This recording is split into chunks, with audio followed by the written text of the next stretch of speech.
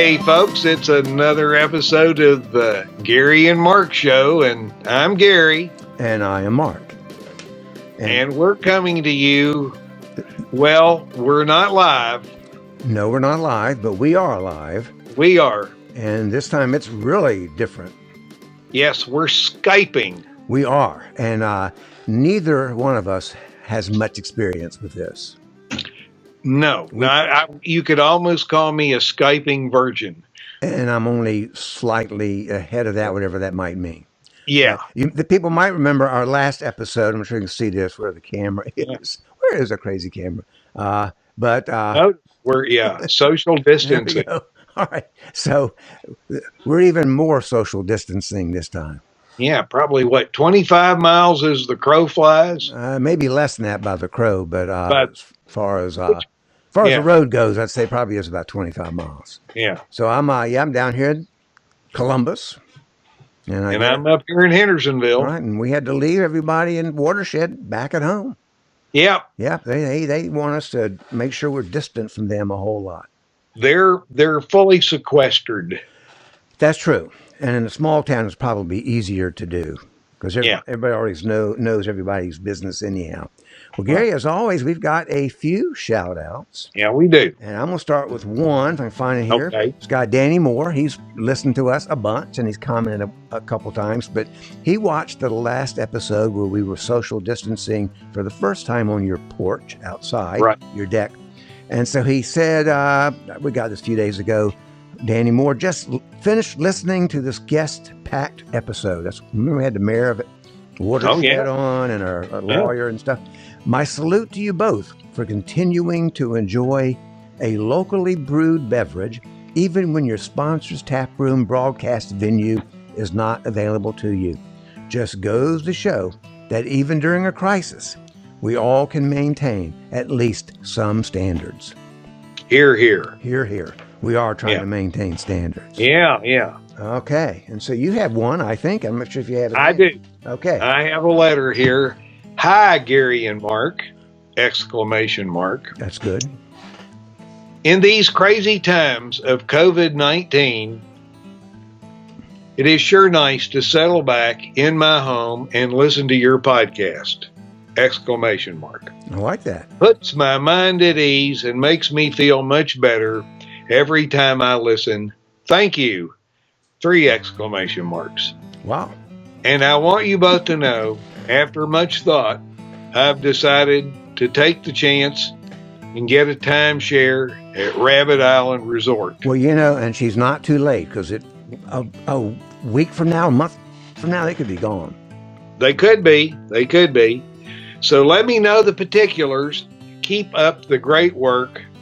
Your friend, Emily Nussdorfer. Wow. Finally, now, someone wants to buy something. And there are more exclamation marks. Now, the fact that she happens to be my sister-in-law has nothing to do with us getting this wonderful fan mail. It's just... That is so true. And it seems like all the fan mail we get are from people we know. That are still alive. That's true. So we urge people who know us through the radio here or through the computer, wherever they're hearing, that you should send us some fan mail. Okay? Yeah. Gary and Mark Show at gmail.com. Right. That's our email address. Gary and Mark Show at gmail.com. We'd love to hear from you. And if it's snail mail, we've got the wipes. We can wipe it down. That's true. Wait a week and read it or, wipe it down. Yeah. And, it'd be hard to match Emily's use of exclamation points. She's an enthusiastic person. She is. Yeah. We have one more shout out. Hey, okay. And so to be fair, I'll say this is someone I know as well, but I haven't seen this person in decades. But a guy named Daniel Cameron, he says, so has anybody wondered why Angel Soft is the only game in town? Talking about toilet paper. Would nobody buy the stuff before? And so there were warehouses and warehouses full. Even the name sounds fishy. There's something nefarious afoot. Americans should be concerned. Gary and Mark, what says the Academy? And I did send them a reply. And my reply was, the Academy ruling is unanimous. Take what you can get. Don't question the angels. Right. And it's probably not made from angels. I hope not. And I'm going to tell you, to be honest, that's the brand I personally use. Yes. Because we are on a septic tank, and somewhere I read that was really good in the septic tank for decomposing.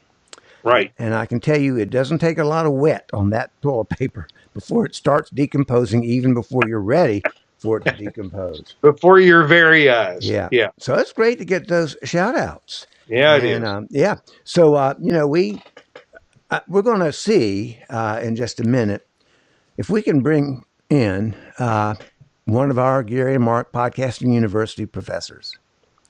The guy in Arizona. The guy in Arizona, Dr. James Moore. Moore. And so we're going to take just a quick break in a second and try to get him on the, actually maybe a little bit early. I told him it'd be about 15 more minutes. So we'll hang on to old Jim. We'll get to him in just a minute because I have no idea if that's going to work. So Gary, posting day is April 15th. Yeah. Any history today other than... Oh, gosh. I'm glad you asked that. I'm glad. Okay, good. Well, on a somber note, on this day in 1865, Lincoln died. He was shot on the 14th. He died on the 15th. Wow. I knew it was April, but I did not know the date. Yeah. And April, of course, April is kind of a big month as far as American history. Gosh, you go back to 18th of April in 75, hardly a man is still alive who remembers that famous day and year of the Paul Revere's ride. Absolutely. American Revolution. We have April. Of course, April. It used to be income tax day. I'm not sure. Yeah, that's changed this year. Although mine have been done. Are yours done? Yeah. Yeah, mine are done too. So. Yeah. Month of April, that's when Lee surrendered to Grant. Of course, actually, back up. That's the year of the Civil War, or the month the Civil War started. So that's right. Not far from where we are, Fort Sumter. And then Joe Johnson surrenders to Sherman down in North Carolina. And boy, it's a big month for history. There you go. How about let's fast forward 78 years to 1947, and Jackie Robinson plays his first game, I think, at Ebbets Field, breaks the color barrier. Wow. And, I think I saw the other day that it was the anniversary of Hank Aaron breaking the home run record. Is that true? 1974. Was that in April? Yes, it was. I happened to have a little TV. I lived at camp. I had a little bitty TV, got one station. Let me see, out of Asheville. Yeah, and I turned it on, and I'm not a big baseball fan, but the Braves game is on, and darned if he didn't hit his home run. So I happened to see it. Wow. Wow, that's impressive. Yeah. I did not, but I still remember the news. It was a big deal. Oh, yeah. So, Gary and I don't do texting. Do you do texting, Gary? Some, yeah. Okay. I do some only because people try to get me that way and then I have to reply, but right. I don't use it often. But do you use those codes? No, I don't even. LOL. The codes. Yeah. I have to ask some people sometimes what they mean. Yeah, I mean LOL. You know what that means, like. Does that mean laugh out loud? Yeah. So that one, I got that one down. I don't know any others. Yeah. I saw the other day, and I'm not sure if you have a copy of it, some texting codes for seniors. Yes, I looked at those. So some of those are pretty good. I thought we could go over those and try to get Dr. Moore on the show. Okay. So here, do you got them in front of you or just me? No, I don't. I'll read a few of them. Okay, we won't take. Before you do that, this whole Skype thing now that network, the TV, the television's doing it. They're all down to our level now. So we look just as good talking into our little boxes as they do looking into theirs. Well, that's true. Because that's when they're doing that, that's low tech reporting. So that means we're now high tech reporting. They have come on board to our way. Once again, Gary and Mark, here we are. We're at the point of the spear. That's true. Yeah, that's true. And you are the influencer. If you go to our website or our Facebook page, you'll see Gary has been modeling several different face masks. Face mask, yep. Mm-hmm. Had them on today when I went shopping. So how many days a week do you go out? Well, today I went out because we went to get food because we're going to smoke this brisket, and then I had to go to the hardware store and get some good wood. Wow, better than what I had. So I just pop on the mask before I go in the store, and most people, what I noticed going in the morning is just about everybody over, hard to tell their age, and they got a mask on, but guessing 50 and over, they're wearing a mask. Mm-hmm. Yeah, I've noticed the same thing too. And I've noticed more and more some of the people who work at the stores are wearing masks. Before they didn't wear any. But I'll tell you, I don't know what, of course, supermarkets are open and hardware stores. But if you go downtown where I live, it looks like a ghost town downtown. Most Hendersonville like that. Same way.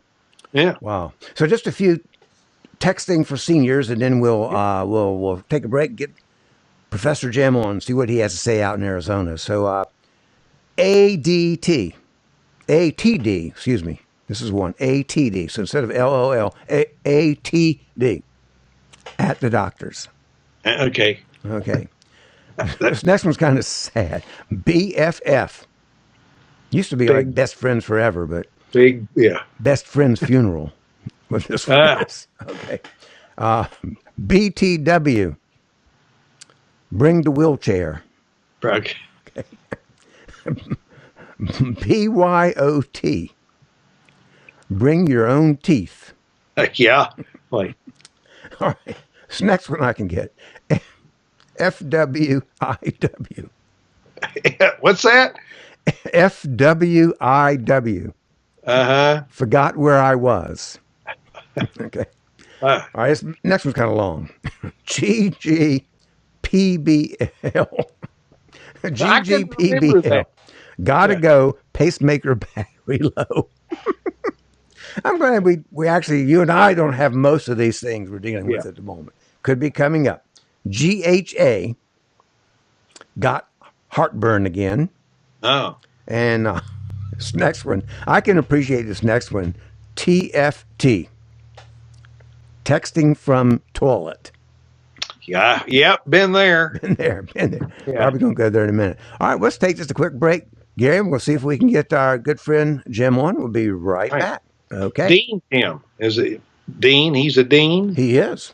Dean of our Western branch of Gary and Mark Podcasting University. All right. We'll pause and bring him on. And we are back. So, Gary. Hey. All right. Hi there. So we have with us, Gary, our good friend. We got our West Coast, our western half of the. We have beaches. We just don't have ocean out here in Arizona. Lots of sand. That's true. So we have the dean of our western campus for the Gary and Mark Podcasting University. And Gary, you went out on our own campus taking the tour of the parking lot while we were taking a break. That's right. And what I did, actually, I flipped the laundry on the line. That's good. Okay. Yeah. So Gary, Jim has a outdoor laundry, which a lot of us do, but he also has a outdoor shower. Yeah. Yeah. He likes to take a shower. That's my cheap trip to the beach. I can pretend I'm at the beach. Right. You get Jim send you some sand, and you take your shower out there, and you'd have all you need. Okay. So Jim, you probably don't know. We're going to send you one of these. Put it in front of the camera. But we have new swag now. See, Wait, that looks like it's two-tone color. It is. It was no extra cost, so I decided, why not? So we're going to send you a couple of these to go with your Rabbit Island stickers. Gary, the Rabbit Island's on my truck. Okay. So Jim's here. Jim not only is here our dean, but last time we had him on the show, which was maybe 6 weeks ago, a month ago or so. He talked about the Aluminum Man Triathlon. Yeah. The triathlon for the rest of us. And I'm just wondering, Jim, now that we have this terrible virus everywhere, how has that made plans different for the team this year? Well, I've talked to some of the athletes and winners from past years, and we're trying to do a stay-at-home version. So we cornhole, Jenga. We're trying to look for other things that fit with the no timed events, beers available, no cardiovascular. We're trying to figure out a shelter version. That's always, I love all that. Yeah. We're trying to get back. So, but you mean you're going to ask people to do these events in their own home? Yes. Yeah. Yeah. So yeah, I mean, like Gary could do Jenga, and I could drink the beer. What could? Sounds like we could all be in our own homes drinking beer. That's right. And it was even too early. I told Jim, I says, he said he's just getting ready. It's breakfast time where he is. We started this recording about 1-something p.m. Eastern, and he's on Mountain Time, but not daylight Mountain in the winter, Pacific in the summer. Oh my So gosh. I'm Pacific now. We don't do daylight savings. The way we deal with the clock is spring the same, fall remain. Okay, I like that saying. Wow. Yeah, That's how we adjust them.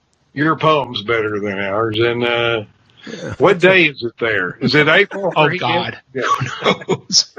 So Jim is, we mentioned last time, a real professor. Yeah. And so we hear all these kids, because I was a teacher at school forever, but I never had to deal with any online schooling, and Jim apparently is a pro at it. So Jim, what's it like teaching online? Well, I've been doing online for about 10 years. I started doing some online MBA, and it was some amazing work at the beginning. I literally had guys in foxholes. I had a captain in the military who was in a foxhole in Afghanistan occasionally doing online MBA. My goodness. So most of my students aren't doing foxholes right now, but my students are doing a combination of 2 months ago, face-to-face and online classes. And everything that I was doing this spring at this point was already online. I already finished my face-to-face. And so my students are really stressed out. They've got multiple people living in their houses. They might have family members that are sick, jobs that have changed. So I think maybe it's more the social part than the technical part, at least for my students, because we were already online. My wife teaches high school and at the community college, and all of her classes went from face-to-face to online. Yeah. And so that's been a huge, huge thing for her colleagues or students. I've been doing technical support because I've been doing this for years for her, but a lot of her colleagues don't have that. And we've got a relatively big house. We used to have 4 kids living in the house. Now we've got one of them. So we've got studio, classrooms, and different rooms right now. And so we're really fortunate that we're able to deal with the work. But, my students, they're just stressed out. So I lived in Louisiana during Hurricane Katrina. It feels very similar in, everybody's very willing to help, a lot of empathy, sympathy going on. So, wow. Yeah. So luckily for your wife, she has you who's experienced, because I'm thinking some of these teachers, I guess these days they know how to use their computer, but if all of a sudden you told me, all right, tomorrow you're online, it would have taken me a while to get up to speed. Because it took us 20 minutes to get you on Skype. I'm still not sure how we did it, but here you are. And I wasn't much help. And and you wouldn't say he was like late for class or diss him for that, for his picture not showing up. But I'm still back to students in the foxhole. What that was like, or did, instead of the dog ate my homework, a grenade took out my term paper. Oh, okay. Well, yeah. But they had team projects. This team was very sympathetic. I've had in the past students like Naval Base at Guam, and the base was on lockdown, which was internet shutdown. And so they weren't able to turn in assignments. So you always give them some allowance, take care of those kinds of things. So were you teaching those through Arizona State? Right. Okay.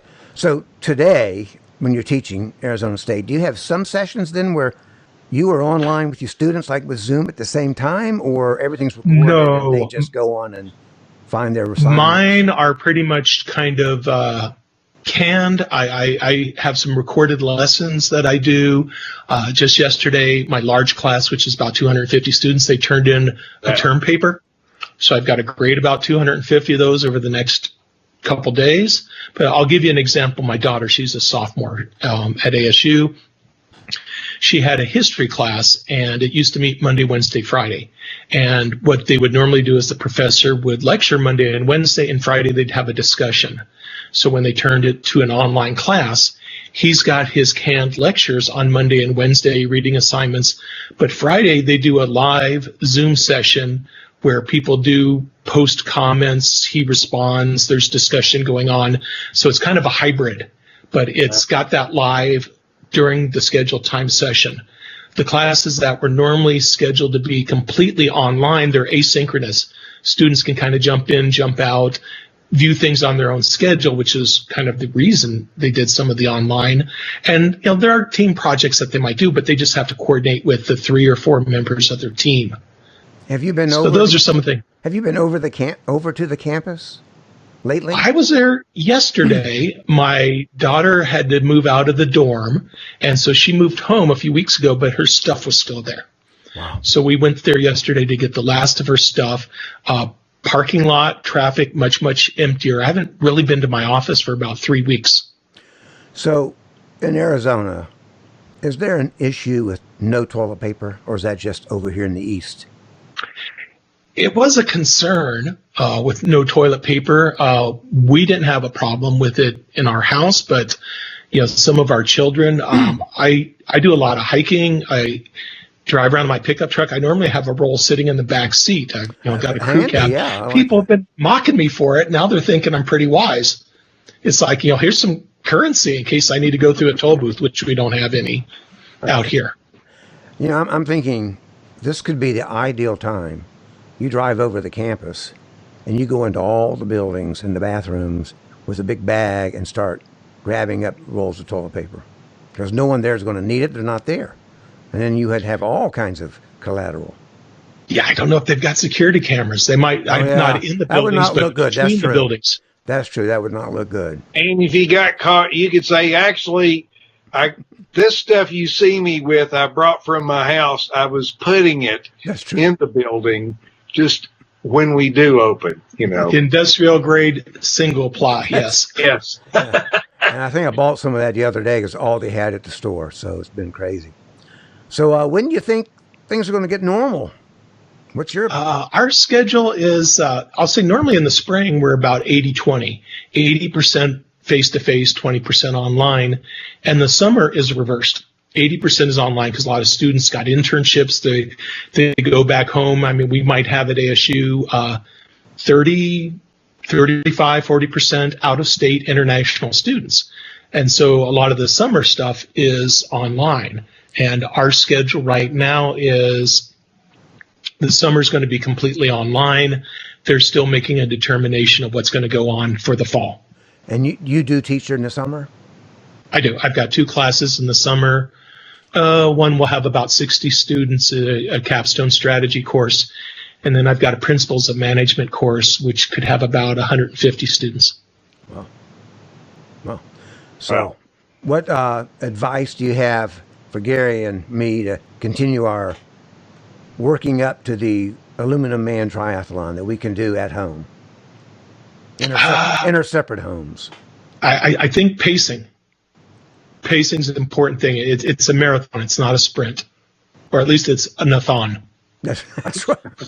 I like that. Yeah, say that word again. Nathon. Yeah. Yeah, we'll just use the last 2 syllables. Yeah. So let me ask you, so you're also an attorney. Do you do any more attorney work? No, I very clarify that. I have a law degree. I am not licensed to practice law. Okay. Have you ever been licensed or you never took the bar? No, I never really wanted to go to the dark side. So if we asked you legal advice, you probably would not be able to give us good legal advice? No. I mean, there's some things, that business stuff. It's like somebody says, "Oh, what are the tax stuff?" It's like, well, I got an MBA and a PhD in business. I can tell you about that from that perspective. But from the fact that I took 3 tax law courses, I probably can't tell you from that because I'm not an attorney.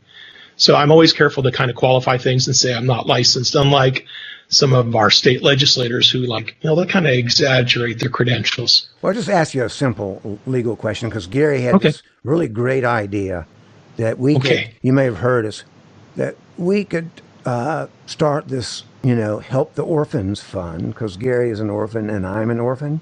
So we're thinking people will give money to orphans. You wouldn't give it to Gary. I mean, we've tried that bit. We've gotten a few bucks, but not much. Mm-hmm. But if we started a Save the Orphans or Help the Orphans, not really mentioning who these orphans were, do you think that would be legal? It would be. You got to get a 501c3 designation, and so there's going to be some application, and it needs to be only if we tell them it's tax deductible. They can just give us money. Yeah, it could be a nonprofit that's not tax deductible. That probably would be easier. I mean, like my Boy Scout troop that my son was in, it's a nonprofit because they own some canoes and some other things, and so that they own stuff, but it's not a charitable nonprofit. Like my friend's condo association, they're a nonprofit. So there's a charitable nonprofits, and then there's the other nonprofits out there. So yeah, you could just say, yeah, it's a nonprofit, and send us the money, and we'll send you pictures of some orphans. Well, so I got a picture when I was like 8, and Gary's got baby pictures or so. Yeah, but we weren't orphans then. That would be cheating. That would be. Maybe we're just false prophets. But we're always trying to come up with ways to make money that are semi-legal. Well, here we are. We're coming to you just like the folks on TV. Well, so 19 cents a day or whatever they say. Yeah. Hey, I've got one for you here, Jim. Okay. Like hiking, and are you guys having? We're having a problem here. They kind of put the woods, the national parks and the national forest, the support. Anyway, they kind of shut it down, which I think is good. They don't have the people to kind of cover things. But we still have a lot of folks decide, no, well, that doesn't mean me. So trailheads are just covered up with cars and people and crowds. A wonderful writer for the Asheville Citizen Times, Karen Chavez, had a piece this last week about how, come on, folks, we need to kind of respect this social distancing and not be doing this. And I wonder if you guys are having trouble with that out where you are. Yeah, we're having exactly the same problem. The Phoenix area, we have a lot of city parks that are actually mountains, great hiking things, and they're getting loved to death. The trailheads, exactly the same things. Scads of people, I haven't done any of that. I've done some biking.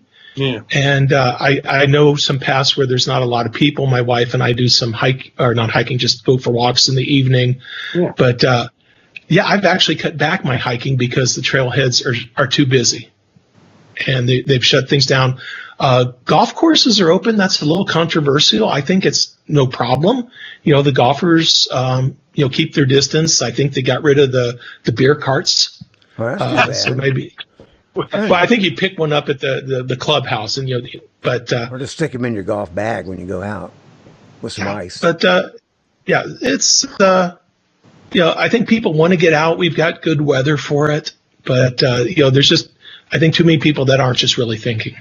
Yeah, you know what? Here, the neighborhoods and the local little parks are pretty empty. I can go walk into Hendersonville, and it's easy to keep the social distancing in the neighborhoods, and I'm not out in the national forest, but I'm getting my walk in, and people are friendly too. I noticed that people say hello, and spend more time visiting. Yeah. All right. Well, we're going to actually, I think, Gary and Jim wrap up the whole episode, so we're going to let Jim stay on here while we close out. So Jim, stay right here. He's got like 250 papers to grade. He probably does. He looks nice to see what you actually look like, Jim. I know. You're the best looking one of us. That's true. I'm wearing plaid next time. No, see, I like the Hawaiian shirt. This is my uniform. I like the Hawaiian shirt too. Yeah. So, but it has been great having you. We were with you live via phone, and so I guess this is via internet. But I love having a picture. This is great. So. We it's a good episode, Gary. Want to thank our sponsors, and unfortunately, Yeah. One of them had to close down temporarily. Yeah. Oh, Yep, Green River Eddy's Tap Room. Yeah. At Saluda out are they just closed for the duration or closed for good? We hope. I'm assuming just the duration, but they tried to, stay open as the retail when they could for limited people, and then their tap room, abiding by all. I'll the tell you rules. one thing they did out here, which I approve of. The restaurants have moved to more of a carry-out thing. Yeah. And the governor let them change the liquor license that they now can sell liquor to go. So I can go to the Mexican restaurant and I can get a couple margaritas along with my chimichanga. I've heard of that some places. I was thinking, how you going to keep people from drinking that in their car on the way home, though? Well, he used to live in Louisiana where they had drive-thrus. That's true.